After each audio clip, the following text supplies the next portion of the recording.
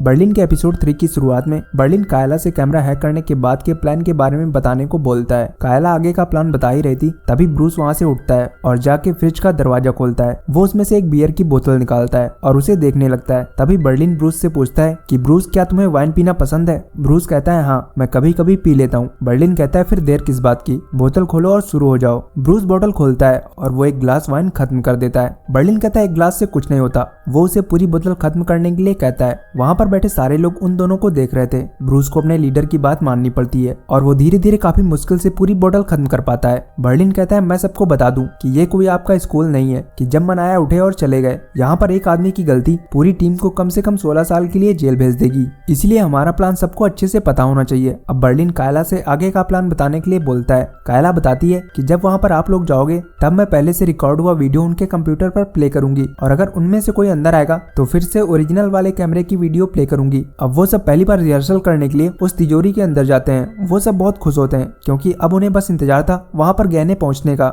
सब अलग अलग जगहों पर अपने तरीके से एंजॉय कर रहे थे। बर्लिन कमील को लेकर रेस्टोरेंट में जाता है जहाँ पर वो दोनों ढेर सारी बातें करते हैं और कुछ देर के बाद कमील बर्लिन से कहती है कि मैं वॉशरूम जा रही हूँ। और जब वो वहाँ से जा रही थी तभी वो उसी रेस्टोरेंट में अपने हस्बैंड फ्रांसिस को देखती है। वो बहुत डर जाती है। वो तुरंत बर्लिन के पास आती है और कहती है कि यहाँ पर मेरे हस्बैंड भी आ गए हैं, अब मैं क्या करूँ? बर्लिन कहता है आप जाइए और उनसे कहिए कि आप एक आर्ट डीलर से यहाँ पर मिलने आई थी जो कि बहुत ही ज्यादा बदतमीज है। कमील अपने हस्बैंड को बर्लिन के पास लाती है और उन दोनों को इंट्रोड्यूस कराती है। बर्लिन कमील को उसके हस्बैंड के सामने काफी उल्टा पुल्टा बोलता है, जिसके बाद फ्रांसिस गुस्से में बर्लिन को तुरंत वहाँ से जाने के लिए बोलता है। बर्लिन वहाँ से निकल जाता है और कुछ देर के बाद कमील फिर से बर्लिन के पास आती है। कमील कहती है कि वाह, तुमने क्या एक्टिंग करी, मैं तो डर गई थी। वो बर्लिन से कहती है देखो मैंने फ्रांसिस से झूठ बोला, फिर भी मैं कितनी एक्साइटेड हूँ, मुझे तुम्हारे साथ और टाइम बिताने का और तुम्हें जानने का मन करता है। बर्लिन कहता है कि हमें कुछ समय के लिए यहाँ से दूर चलना चाहिए जहाँ पर आसपास हमारे अलावा कोई और ना हो। जिसके बाद कमील बर्लिन को किस करती है। दूसरी तरफ प्रोफेसर और बाकी टीम के लोग साथ में पार्टी कर रहे होते हैं क्योंकि अभी गहने आने में समय था।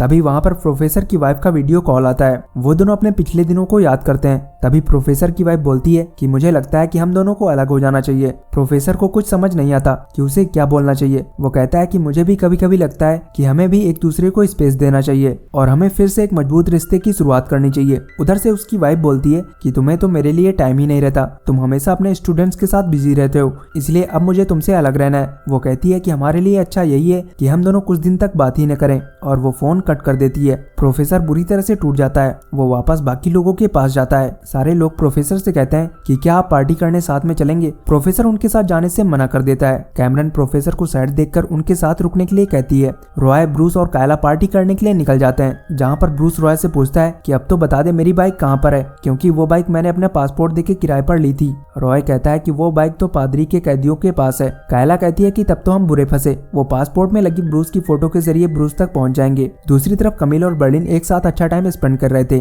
कमील कहती है कि फ्रांस में बहुत सारी ऐसी जगह है जहाँ पर मैं तुम्हें ले जाना चाहती हूँ। बर्लिन कहता है कि मैं ऐसी जगह जरूर जाना चाहूंगा। वो कहता है कि जब भी मैं फ्रांस के मैड्रिड शहर आता हूँ तो वहाँ के फेमस होटल में जरूर जाता हूँ। कमील बर्लिन से कहती है कि क्या तुम कुछ दिनों तक और रुक सकते हो? बर्लिन कहता है हाँ जरूर, अगर तुम कहो तो मैं हमेशा के लिए तुम्हारे पास रुक सकता हूँ, सारे दोस्तों सारे काम सब कुछ तुम्हारे लिए छोड़ सकता हूँ। कमील कहती है कि मैं बस तुमसे यही सुनना चाहती थी। तभी कमील का फोन बजता है और ये कॉल उसके हस्बैंड फ्रांसिस का होता है। वो उससे पूछता है कि क्या तुम्हारे साथ अभी कोई है? वो बताता है कि आज जब मैं घर वापस आया तब तुम्हारा लैपटॉप खुला हुआ था और मैंने तुम्हारे सारे लव ईमेल्स पढ़ लिए और मुझे ये भी पता चल गया कि ये वही आर्टिस्ट है जिससे तुमने मुझे होटल में मिलवाया था। कमील कहती है कि मैं तुम्हें सब कुछ सच बताऊंगी। फ्रांसिस फोन कट कर देता है। कमील बर्लिन से कहती है कि मेरे हस्बैंड को तुम्हारे बारे में सब कुछ पता चल गया, उसने हमारे सारे लव मैसेज देख लिए। वो बर्लिन से कहती है कि प्लीज मुझे थोड़ा सा टाइम दो, मुझे फ्रांसिस से बात करनी है। बर्लिन कहता है ठीक है, अगर तुम्हें मेरी कोई जरूरत पड़े तो मुझे बताना, और वो वहाँ से बाहर चला जाता है। प्रोफेसर के कमरे में कैमरन आती है, जहाँ पर प्रोफेसर उसे अपनी वाइफ की सारी बातें बताता है कि वो उससे अलग क्यों होना चाहती है। प्रोफेसर ने अपनी वाइफ के बारे में गहरी रिसर्च की होती है। वो उसके कॉल डिटेल्स और उसकी सारी ट्रिप के बारे में कैमरन को बताता है। वो कहता है कि उसे जरूर कोई मिल गया है,